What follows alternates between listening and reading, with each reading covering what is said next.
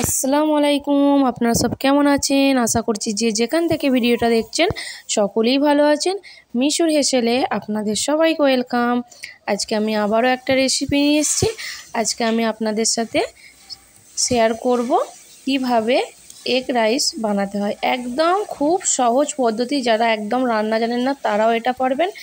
একদম সহজভাবে আমি এটা দেখাচ্ছি, খেতেও খুব টেস্টি হয়।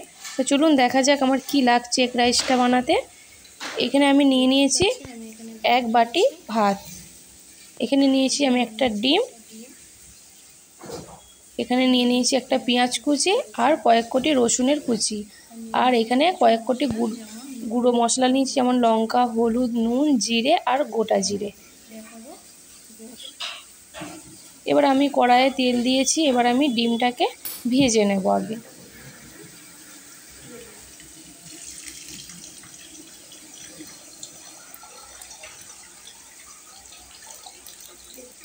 এবার সামান্য লবণ দিয়ে দিচ্ছি এতে। এবার ডিমটাকে উল্টে নেব একবার। এবার এইভাবে খুন্তির সাহায্যে একটু একটু ভেঙে নেব ডিমটাকে, ভুজিয়া টাইপের করে নেব। এবার একটা জায়গায় এই ডিম ভুজিয়াটাকে আমি তুলে নেব। এবার ওই কড়াটাতে একটু আমি ঘি দেব। প্রথমে 1 চামচ ঘি দেবেন, যেহেতু আমার ভাতের পরিমাণটা কম, যার যেমন হবে ঠিক তেমন দেবেন। এরপর আমি একটু গোটা জিরেটা আমি ফোড়ন দিয়ে দিলাম। এরপর আমি পেঁয়াজ আর রসুন কুচিটা দিয়ে দেব। এটাকে একটু আমি হালকাভাবে ভেজে নেব।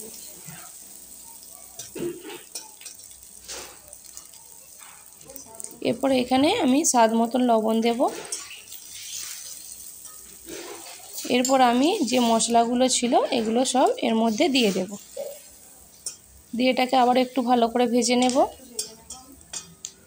ভেজে নেবার পর এবার আমি সেই ভাতটা এদের মধ্যে দিয়ে দেব, দিয়ে ভালো করে মশলার সাথে পেঁয়াজ, রসুন এবং ভাতের সাথে ভালোভাবে মিশিয়ে নিতে হবে।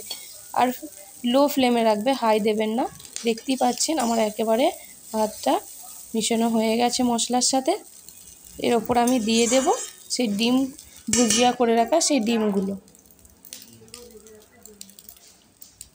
দিয়ে আবারও ভাত ডিম একসাথে ভালোভাবে মিশিয়ে নিতে হবে। দেখতেই পাচ্ছেন রেসিপিটা কত সহজ আর কত সুন্দর লাগছে, খেতেও খুব সুন্দর। আপনারা বাড়িতে একবার হলেও এটা বানিয়ে ফেলবেন। যদি ভিডিওটা ভালো লাগে অবশ্যই লাইক, কমেন্ট আর সাবস্ক্রাইব করতে ভুলবেন না। আপনাদের লাইক, কমেন্ট আর সাবস্ক্রাইবের জন্য আমি নিত্য নতুন ভিডিও দিতে আরও উৎসাহিত হব। আল্লাহ হাফেজ।